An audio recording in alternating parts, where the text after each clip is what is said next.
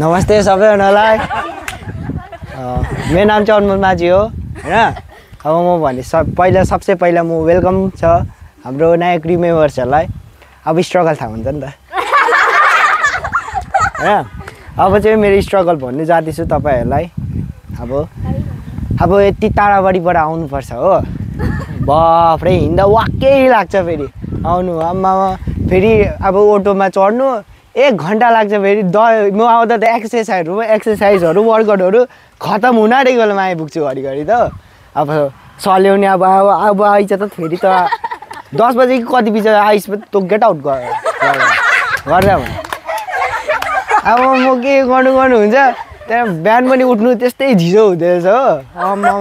अनि म अब क्रू मेम्बर आयो जब पसे म अब प्र्याक्टिसहरु पनि त्यस्तै हुँदैछ। के जिउको त पार्ट हड्डी सड्डी सबै दुख्ने क्या अब हैन। अब बोल्नु पनि कस्तो लाज लाग्नु क्या अब। नयाँ मेम्बर्सहरु छ त्यति बेला पुरानो म नयाँ थिएँ। अब बोल्नु पनि लाज लाग्नु क्या अब भगवान हैन। अब त्यहाँदेखिको त स्ट्रगल अनि लुगा म्यानेजमेन्ट गर्नु हैन। त्यो त म त थाहै थिएन कति यताउता लुगा म्यानेजमेन्ट गर्नु हैन।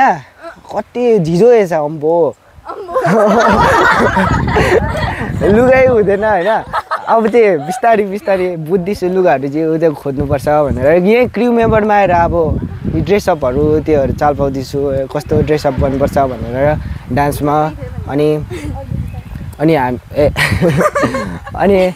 क्लासमा हामी जब आइपुग्छौँ हैन स्ट्रगल अब्बुई डान्स गर्दाले अब स्या हुने के मुटु त बाहिर निक्लिनु खोज्ने हो।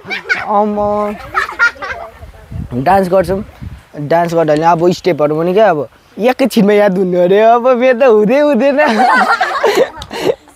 अनि त्यहाँको फेरि पछाडी गेट आउट हुँदैहाल्छु म।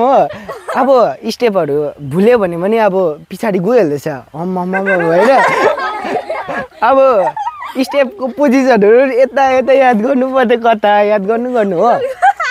अब चाहिँ म चाहिँ अब लेकिन अहिले बुझ्दैछु हैन। स्ट्रगलहरु गर्नुपर्छ हार मान्नु हुँदैन। तपाईहरुले अल्छी गर्नु हुँदैन त्यति नै हो। तपाईहरुले अब मेहनत गर्नुपर्छ अगाडि बढ्नुपर्छ हैन। अब त्यो भन्नु न अब के भन्नु अब योगिन लुगा म्यानेजमेन्टहरु गर्नु पुरा झिजो हुन्छ लेकिन अम्बो हैन। स्कुलमा पनि पुरा त्यो स्कुलमा पनि पुरा होमवर्क दिन्छ। मेरो त झन् अस्ति 8 बजे गरेको 5 बजे खतम भएको होमवर्क मै छक्कै परेको हैन।